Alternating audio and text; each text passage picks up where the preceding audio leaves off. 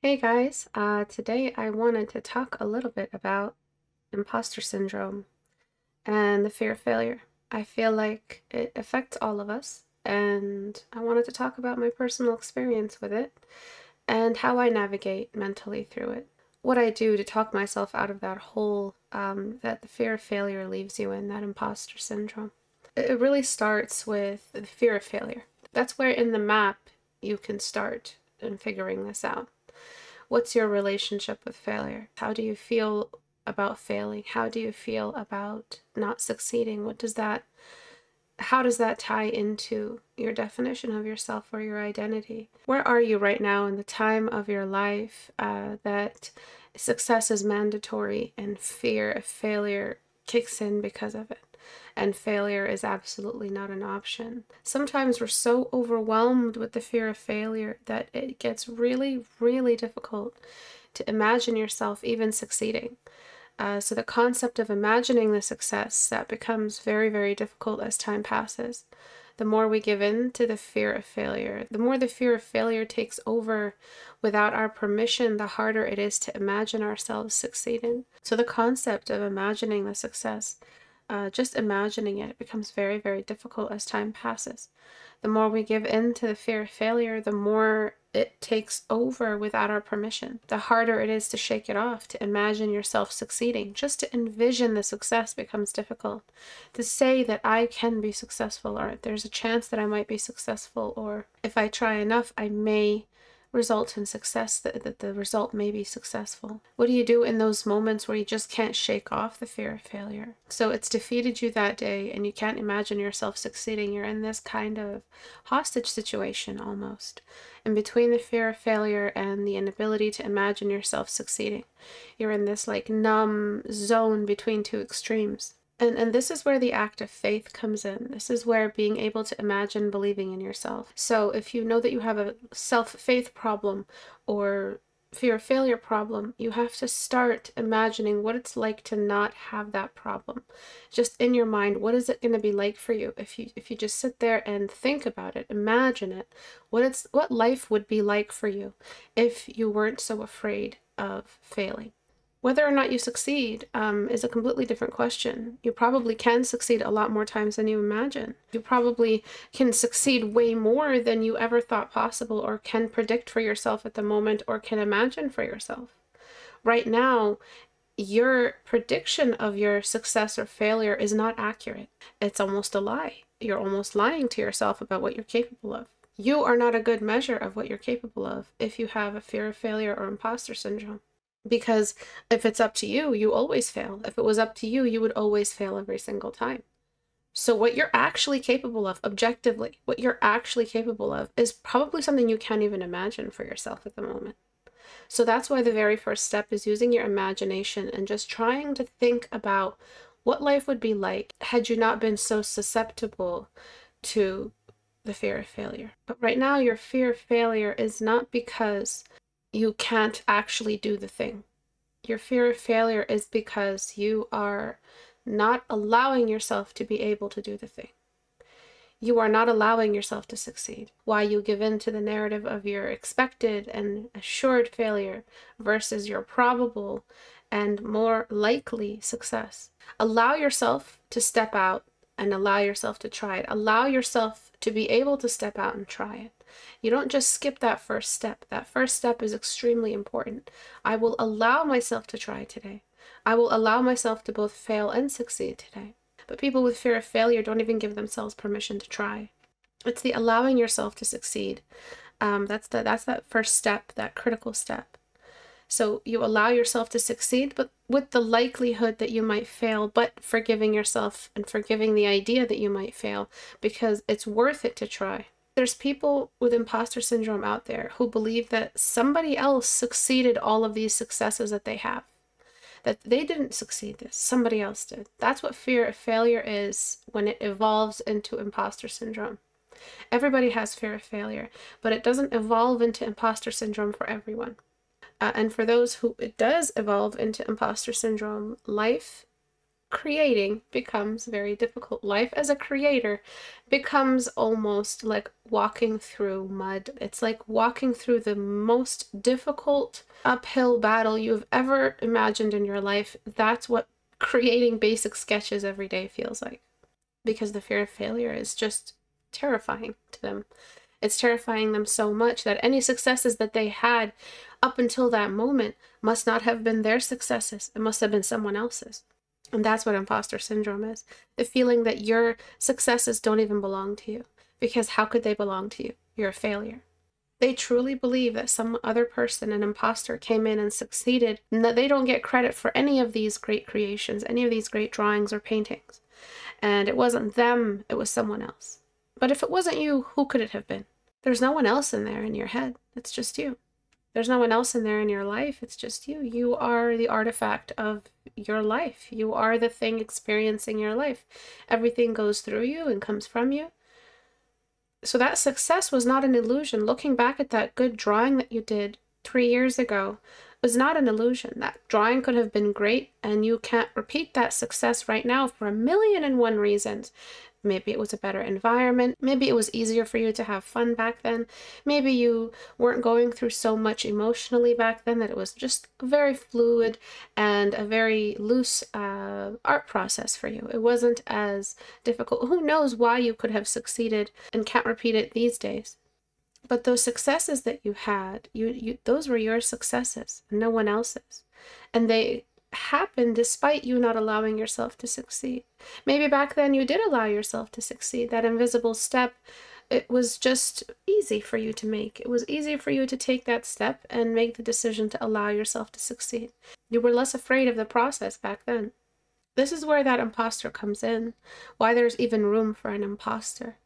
Because, again, the fear of failure is so grand in people with imposter syndrome that sense of accomplishment that you may feel can't possibly come from the same person that believed and rooted for their own failure for so long. It can't possibly be the same person that produced both possibilities. How could that be?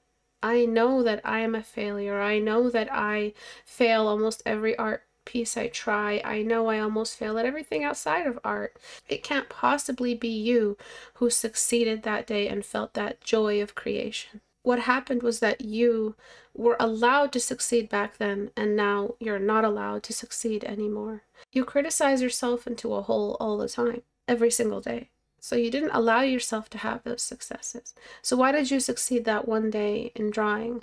And it was just so easy, so great. Why was that success possible? And there was none of that fear of failure and second guessing.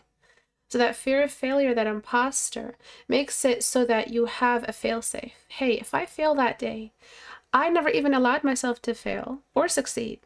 So it's not my failure or my success. So it's not my failure because I never allowed myself to even try. Even though I did try, even though I tried to doodle a little bit while we were hanging out with friends and, oh, it failed. Oh, of course, I expected it to. I expected it to work that way. I expected it to fail that way. But when you go out and that fail-safe kicks in and you expect the failure in that volume, what you're doing is you're relinquishing the responsibility for your failures, but you also are relinquishing the responsibility for your success. So the reason why you don't remember why you even drew well that day, or how you drew that great drawing 2 years ago, or how it even worked, is because you have imposter syndrome. Somebody else succeeded those successes. It wasn't you, because you are not responsible for any of the failures because of your fear of failure, or any of the successes. You don't know you're relinquishing your responsibility for both and your credit for both. So to be able to succeed, you have to be able to take credit for the failures and for the successes that may come. You truly believe it is someone else's success. And in the end, you start competing with that someone else. You start competing with yourself. So how are you going to compete with somebody who is saying that all of my successes are accidental or belong to another, and that another is not me, and I am only capable of failure? What is this insane kind of twisted circus mirror you're looking at yourself with? It's conveniently failing when you need it to fail, and if it succeeds, it's not your success. So what is this dark hole that you've dug yourself into because of your fear of failure? And why? Why have you given in to the fear of failure? That's the question. Why are you so afraid of failing? You're so afraid of failing that you have allowed your brain to create this phantom other that is an imposter there succeeding in a way you could never, even though it's you. Even though it's you who drew that great drawing. There's an imposter in you. And that imposter is the one that gets to be happy with art. You don't get to be happy with art. So you've allowed that imposter to take all the happy moments, all the happy times, enjoy everything, but you don't get to live in those happy moments, even as a memory. So you practically forget what it was like to have a successful art process. I used to have such bad fear of failure and imposter syndrome. I would wonder who on earth drew this, because I know it's not me. I had so much self-hate and competition with others and myself is how I learned my skill, which is a very, very bad way to learn skill. I did not have to torture myself to get that good. So that imposter that gets to enjoy my good drawings, I don't get to enjoy them. I realized I have to dissolve this token of success that I've put over there, where I don't get to take credit for the successes as if they're someone else's. And I need to bring all that success that I had and unite it with the part of me that is afraid of failure. That imposter in you is the you that actually enjoys things, and you forgot that you can enjoy things because life happened and it crushed you so much that you forgot you can enjoy things and just be you, because there is the responsibility of survival, and that crushes a soul, that responsibility to survive. I'm not allowed to have fun right now. I should be doing these big things and getting the job and the money so that I can survive and feed my family and not end up homeless, and whatever the fear is, this crazy matrix that we live in right now, this crazy capitalist matrix that's convinced us all if we don't make money, we don't deserve to live.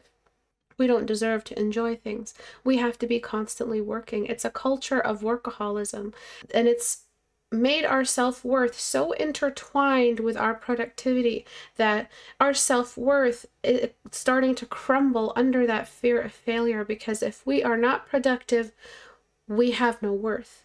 And so the fear of failure, that's where it comes from. If I'm not productive, I have no worth. You know what? My worth is under so much threat, I'm not even going to try. Because what if I try and fail, and that day I take such a huge blow to my self-worth? I can't handle that today, so I'm not going to try. And that's how it starts to snowball into imposter syndrome, because it first started off in that very, very first day where you failed and you took it really hard, and you're like, how the heck, if I'm going to keep failing like this, how the heck am I ever going to get a job in art and make the money I need to make and be of worth and be of value and be a productive member of society? That is all wrong. All of that thinking is so wrong, because that's not how artists have ever been. Artists are the opposite of the capitalist matrix. Artists' entire process is unpredictable. Artists' probability of creating is completely unpredictable. That's the nature of it, to be able to float in that unknown, to float in the unknown of creation and come back with something. That is what art is. You can't predict every moment of what you are about to create. So imagine tying your self-worth to something inherently so unpredictable and failing as you're expected to in this very unpredictable craft, and assigning self-worth through those failures. It's a self-fulfilling prophecy.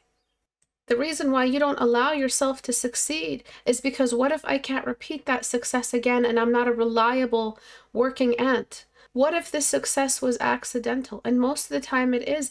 Even if you have the best skill in the world, there is still a factor of what you create that's accidental. And if you want to hear a little bit more about my thoughts on the art process and how unpredictable it is, please watch the video that I made before.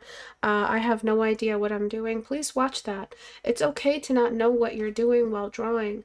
Because what if I fail is really the reason why that imposter gets to sneak in and take over your life. And it's not that the imposter is bad. The imposter is the part of you that gets to have fun. It is the part of you, it is you. That imposter is the you that you are not taking responsibility for, because that part of you that is having fun, you have made into another person. It's almost like, I'm not a therapist and I didn't study human psychology, but it looks to me artistically from an artist's point of view, almost like it's like the schizophrenic dissociation. The part of me that gets to have fun is all the way over there.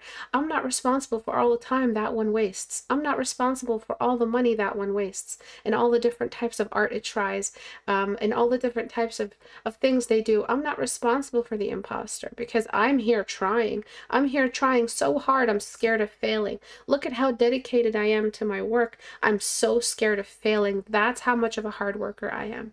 And they're so afraid of trying art altogether. All they do is just collect resources in a folder somewhere on their computer. One day I'll try this. One day I'll get good. I'll only get good once I found all the different tutorials for all the different parts of art that I want to be really good at. They haven't touched pen on paper yet. So fear of failure takes many forms, but it's usually, when I find it in my students, it's the ones that are really vigilant, the ones that are really hardworking. Look at us. We're so hard at work. We're terrified of failure. And that's obviously a lie. There's nobody that paints and ends up with nothing. There's always something to gain, whether or not that piece is published. You are in the act of drawing. You are in the act of moving your brush. That helps your brain get used to art. It gets used to the idea of art. And if your brain gets used to art, that's how you get good at art. Did you know that getting good at something is just making your brain get used to it? And being really good at something is your brain just comfortable. So if you set out and say, I'm afraid of failure, but I'm going to try anyway, you understand that your fear of failure is present and no matter how loud it is that first time, and that first time you sit down and say, I'm going to try anyway, that's going to be the hardest time, because that is your fear of failure at its loudest in the timeline. But the more you try, the more you sit down and paint, the less and less you'll hear that voice, the less and less distance between you and the imposter. Eventually that imposter phases back into you, and you become that really jubilant, joyous, laughing version of yourself that can draw and have fun and succeed and fail, all in the same one individual person. Van Gogh says, and this quote has stayed with me all of my life, if there is a voice within you that says you cannot paint, then by all means paint, and that voice will be silenced. I have never forgotten that quote ever since I heard it, because he was such a perfect archetype of someone who was suffering from imposter syndrome, but working despite it. He was always suffering. Van Gogh was just constantly suffering from one thing or another. His suffering was loud and open for the world to hear. And that's why I try to live like an open book, because I understand what it's like to suffer so much and have so much weighing on you that drawing seems like the most silly, mundane act you could possibly do. But again, if I had given up on the idea of drawing and what it means to sit down and draft, I probably wouldn't be here doing any of this. So there's always going to be a chance for you to fail. You'll fail more times than you succeed. So if you picked art and you have fear of failure and you have imposter syndrome, and in art it's guaranteed you'll fail more times than you succeed.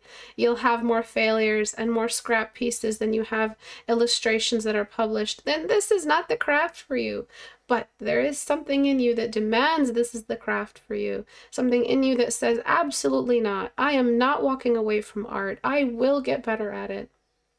So if that's something you want to do, you have to understand you might have a fear of failure that's evolved over the years into something really twisted, and it feels like there is another person in you who gets to take credit for all the good days, because all you expect are bad days. All you expect are failures. You have such a bad relationship with failure, either because of your hubris, or because maybe you have a little bit of narcissism you don't know about, or maybe because you failed in the past and you have competition with yourself or others, or maybe because you're overwhelmed by the competition out there that you're like, oh my God, how am I ever going to get that good?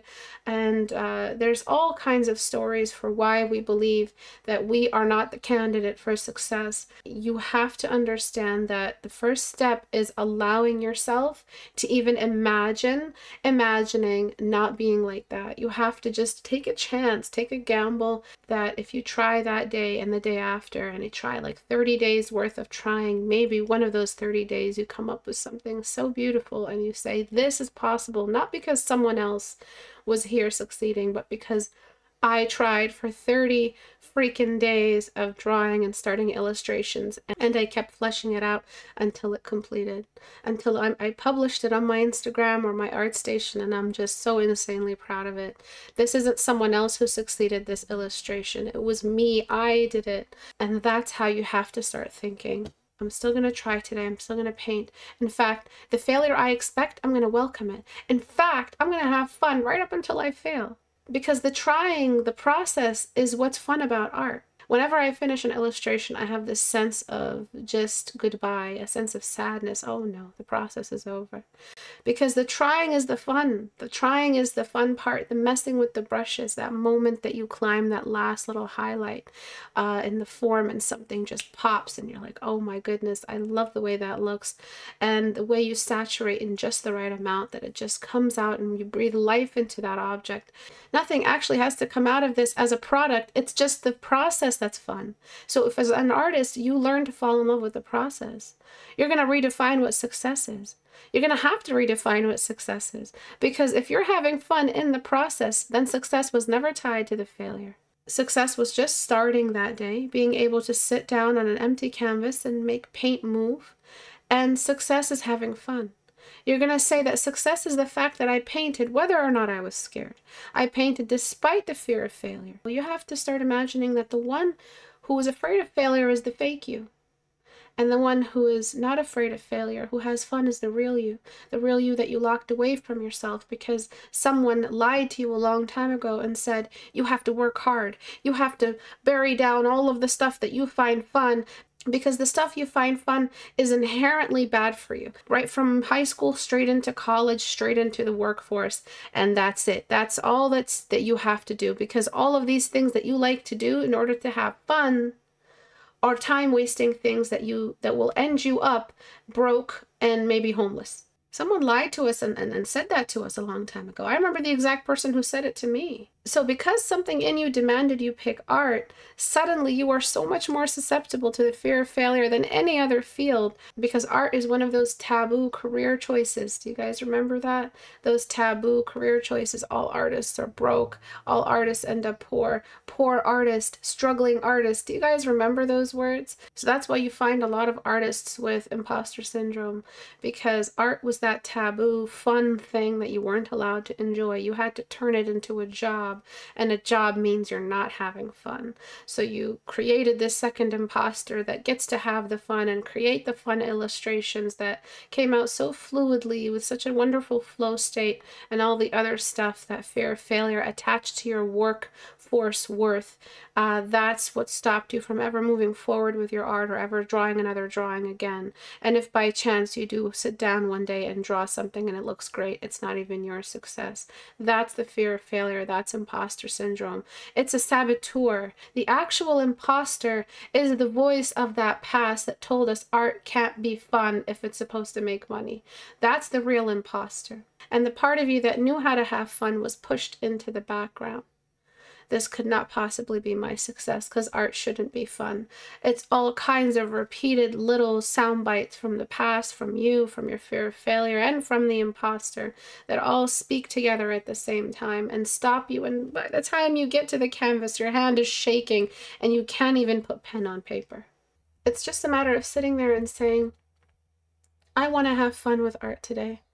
Today, I'm going to have fun whether or not I fail. Today, I'm going to have fun with the brushstrokes and the way they clash. I'm going to have fun picking colors. I'm going to have fun moving my brush. If just to move my brush, and that's success. And something will come out. Something's bound to come out. Probability says that if you move your brush enough hours in the day, given enough days of doing that, something will come out. You have to believe in that probability. You have to believe. You have to allow yourself to have faith in yourself. You have to imagining having faith in yourself. You have to try to stretch your mind just a little bit and try even just an iota of self-love. Say, today I am going to have fun with art. Today I am not afraid of failure. I expect failure. In fact, I welcome it, because nothing is a better teacher than making mistakes in art.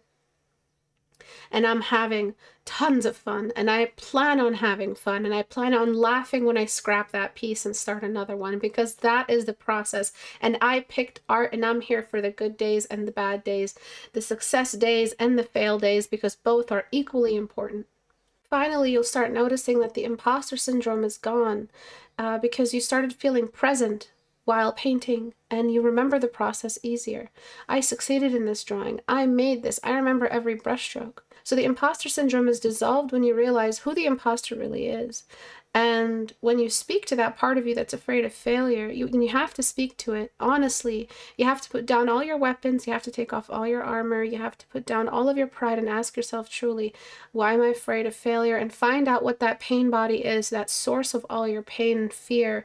What is it? Is it your parents? Is it society? Is it your pride? Are you afraid of critique? Are you afraid of judgment? What's the source?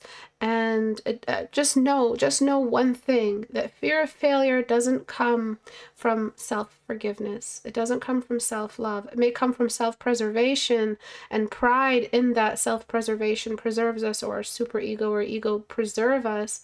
But sometimes when it's this detrimental and doesn't let us do the things we love, does it really love us anymore? So just know the source of it is not a positive source. You have to find that. Learning how to not care about the failure as much is just remembering that the art process is the real reward when it comes to art, and it's not the product that you create. It's the act of painting. It's the act of it. At one point in your life, you're going to be in so much pain that you just want to figure this out, and you're going to say, I just don't care anymore. I just want to draw. I just want to be in the act of drawing, because that's where I'm happiest. So you know what, even if I fail, come hell or high water, I don't care. I'm going to draw, and I'm going to paint, and I'm going to do what makes me happy, because I'm in so much pain because of this fear of failure. I haven't drawn in 4 years, and I just want to draw. I just want to be able to just create again, to clash textures and brushstrokes together again. So if you have this fear, just remember, at one point or another, it's gonna happen to you, and you're gonna have that moment of realization. Either you start it now and meditate your way into it now, or it'll find you. But that will come, that you'll reach a point where the pain is just so bad that you forget who you are, and you just want to come home to yourself again and get back what that fear of failure did to you. Get back what that imposter syndrome took from you. You were an artist. You were born to draw. You were born to draft. You were born to look at things and observe how they work and figure out their ins and outs. You're not supposed to be sitting there not drawing. When an artist is not drawing, terrible things happen to them, to their emotions, to their mind, and their mind finds other ways to fulfill itself, other ways to fulfill the task it was born to do, the task assigned to it by the universe. So if you're an artist and you're not drawing because of your fear of failure, you may well be suffering from imposter syndrome, or just it hasn't evolved to that yet, but will one day. This goes out to everyone who's afraid of failure, everyone who's afraid to draw. So right now, after listening to this and watching this video, go sketch something you've never sketched before. I dare you. Have fun with it. Play the music you like. Watch something that inspires you. Listen to some really, really cool epic track or relaxing track that'll just transport you somewhere else, and draw what comes out, because that is the whole point. What you're doing is why you picked art.